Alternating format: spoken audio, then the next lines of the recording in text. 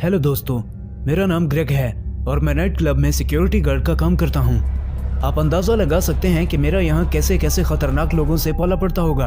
और आप बिल्कुल सही सोच रहे हैं, यहाँ काम करते हुए मेरे साथ मेरी जिंदगी का सबसे डरावना हादसा हुआ। यह हादसा नाइट क्लब में नहीं बल्कि मेरे घर में हुआ। उस रात मैं काम से घर वापस आ रहा था और आज मंडे होने की वजह से क्लब थोड़ा जल्दी बंद हो गया और क्लब का मैनेजर भी घंटा पहले ही चला गया। क्लब से मेरा घर थोड़े ही फासले पर था। मैं रास्ते में यही सोचते हुए जा रहा था कि आज मुझे क्या खाना चाहिए और कब सोना चाहिए।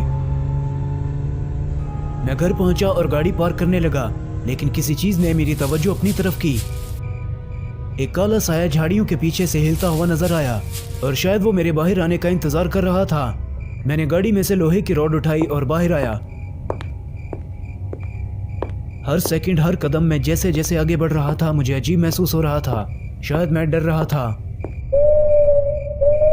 क्लब में मेरा सामना बहुत सारे खतरनाक लोगों से हो चुका है, लेकिन मुझे पता नहीं ये क्या चीज है। मैंने लोहे की रॉड से झाड़ियों को हटाकर देखा, लेकिन वहां कुछ भी नहीं था। मुझे यकीन है कि ये कोई धोखा नहीं था। कुछ देर पहले इन झाड़ियों में कोई आदमी छुपा हुआ था और शायद जैसे ही मैंने रॉड उठाया वो डर से भाग गया। यकीनन ये कोई जवान लड़का या पड़ोसियों के बच्चे होंगे जो मेरे साथ प्रैंक करने आए होंगे। मैंने आराम से गैराज का शटर बंद किया और घर के अंदर आया। खाना खाने के बाद जब मैं सोने जा रहा था तब मैं उस आदमी के बारे में सोच रहा था जो उन झाड़ियों में छिपा हुआ था। मैंने मेन दरवाजे का कैमरा चेक किया, सोचते हुए कि शायद मुझे कोई सुराग मिल जाए, और मुझे वो नजर आया जिसके बारे में मैंने सोचा भी नहीं था। मेरे घर आने से पहले एक आदमी जिसने क्लाउन के कपड़े पहने थे मेरे घर के सामने चल रहा था और शायद किसी को ढूंढ रहा था। यकीनन ये वही बंदा है जो कुछ देर पहले बाहर था। घबराते हुए ग्लास मेरे हाथों से नीचे गिरा और मेरे पांव पर जा लगा। डर की वजह से मुझे कुछ भी महसूस नहीं हुआ। मैं बहुत ज्यादा डर चुका था क्योंकि वो आदमी अभी मेरी फैमिली के बहुत ज्यादा करीब था और उन्हें नुकसान पहुंचा सकता था। अगर मैं जल्दी घर ना आता तो वो अंदर आ सकता था। मैं अभी भी उस क्लाउन से बहुत ज्यादा डरा हुआ था क्योंकि मुझे लग रहा था कि वो क्लाउन आज रात भी आएगा। मैं गाड़ी के करीब गया और वही रॉड गाड़ी में रखा जो मैंने पिछली रात उठाया था। जाने से पहले मैंने गैराज को लॉक किया और गाड़ी में बैठा। जब मैंने दोबारा उस रॉड को चेक किया तो वो वहां नहीं था। मैंने अपने पैरों में उसे ढूंढने की कोशिश की, लेकिन कुछ भी नहीं मिला।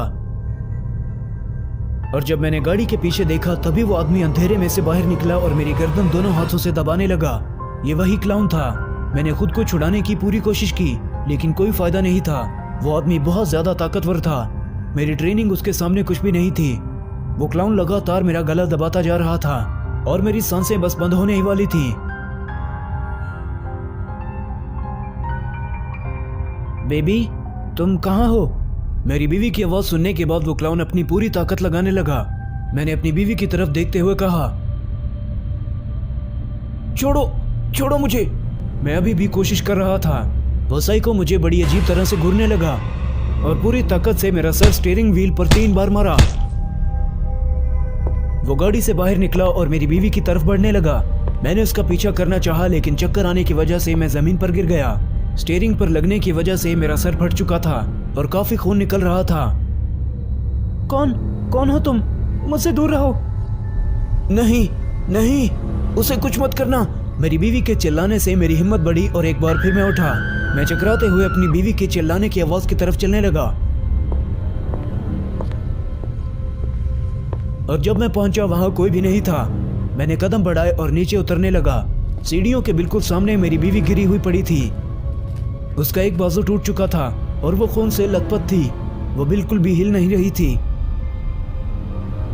मैं अभी अपनी बीवी को देख ही रहा था, तभी अचानक वो क्लाउन मेरे पीछे आया और मुझे धक्का दिया। मैं सीढ़ियों से नीचे बहुत बुरी तरह गिरा। मेरी बीवी मेरे नीचे थी और वो बिल्कुल भी सांस नहीं ले रही थी।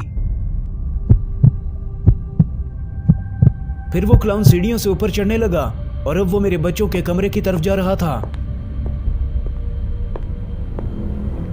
टाइम जाया ना करते हुए मैंने खुद को उठाया और टूटी हुई टांग से सीढ़ियां चढ़ने लगा।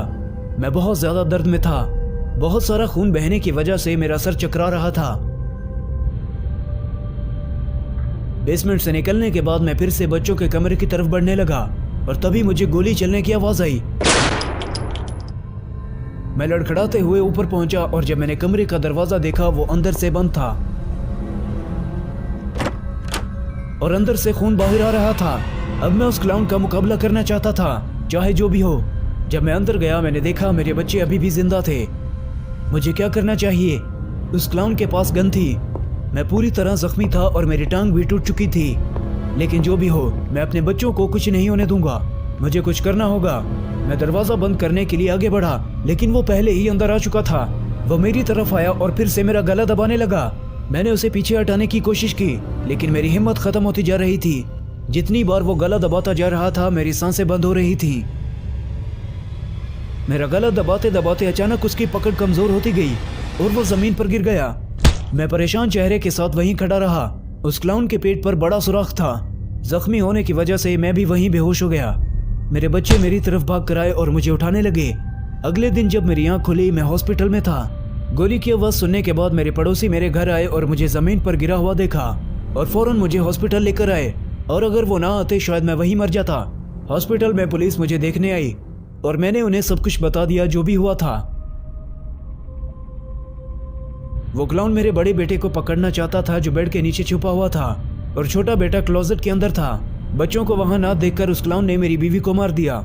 मेरा बड़ा बेटा मेरे कमरे में गया और उसने मेरी गन उठाई, और जैसे ही वो क्लाउन उसकी बहन को नुकसान पहुंचाने वाला था, उसने उस क्लाउन को गोली मार दी। और तब वो क्लाउन वहां से बाहर निकला और मुझे ढूंढने लगा, जबकि मेरा बेटा अपनी बहन के पास वहीं रुका रहा। अपनी सेफ्टी के लिए मैंने उसे शूट करना सिखाया था। मुझे पता नहीं उसे मेरी गन कहां से मिली, लेकिन जो भी था, उस दिन उसने हम सबकी जान बचाई, अपने भाई की और मेरी। बदकिस्मती से मैं अपनी बीवी को नहीं बचा सका। लोहे की रॉड लगने की वजह से वो सीढ़ियों से नीचे गिरी और वहीं उसकी सांस बंद हो गई। ये मेरे लिए बहुत दुख की बात है। किसी को भी नहीं पता कि वो क्लाउन उस दिन क्यों आया था। पुलिस के मुताबिक मेरी फैमिली पहली थी जो उसके हमले से जिंदा बची, और उस दिन के बाद मैं और मेरा बेटा थेरेपीज लेते हैं, क्योंकि हम आज भी उस हादसे को नहीं भुला पा रहे जो उस रात हमारे साथ हुआ। और उस सब के बाद कुछ भी पहले जैसा नहीं रहा।